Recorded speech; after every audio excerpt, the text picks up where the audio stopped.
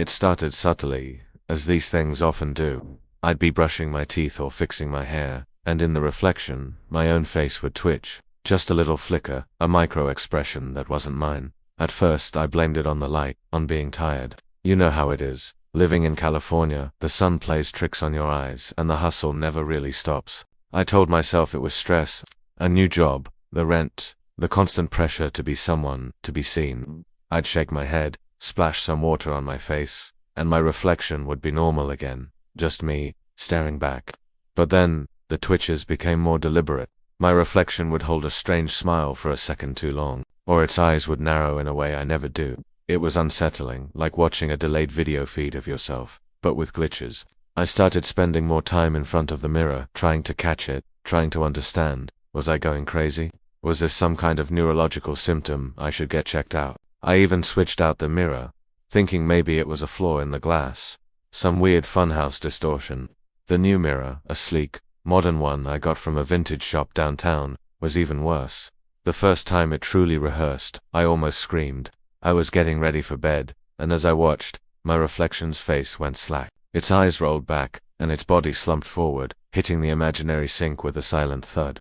It was a practice fall, a rehearsal. My heart hammered against my ribs, a frantic drumbeat in the quiet of my apartment. I stumbled back, my hand flying to my mouth. In the mirror, my reflection slowly straightened up, its expression completely neutral, as if it had just completed a simple task. It then resumed my own terrified posture, mirroring me perfectly once more.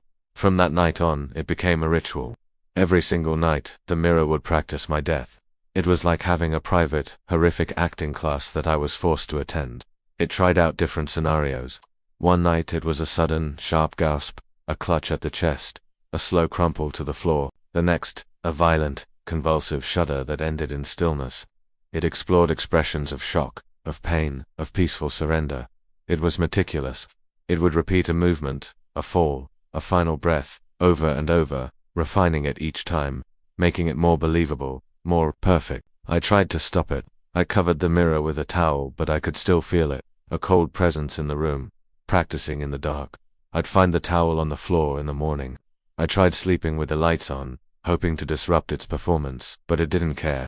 It would wait until I was at my most vulnerable, just before sleep, and begin its nightly show. I felt like a prisoner in my own home. My friends started to notice the change in me, the dark circles under my eyes, the way I'd jump at sudden movements. "You look haunted," one of them said, half joking. If only she knew. I couldn't look away. It was morbidly fascinating, like watching a train wreck in slow motion.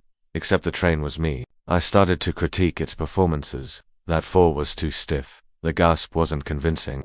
It was a strange coping mechanism, I guess. If I couldn't stop it, maybe I could analyze it, intellectualize it, distance myself from the sheer terror.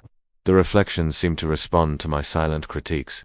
The falls became smoother, the expressions more nuanced. The dying became an art form, and my reflection was the master artist, using my own face as its canvas. One night, it practiced a simple one. No drama, no theatrics. It just stopped. My reflection's eyes slowly lost their light. Its posture went limp, and it gently slid down the wall, ending in a heap on the floor. It was the most convincing one yet. It was quiet, understated, and utterly terrifying in its realism. My reflection stayed on the floor for a long time that night, or at least it felt like it. When it finally got up, it looked directly at me. Its eyes weren't mine. They were old, knowing, and cold. I started avoiding mirrors altogether. I'd get dressed in the dark. I used the reflective surface of my phone screen to make sure I didn't have food on my face. I stopped going to restaurants with mirrored walls. The world, I realized, is full of reflective surfaces. Car windows, storefronts, puddles after the rain. Each one held a potential stage for my doppelganger's grim performance.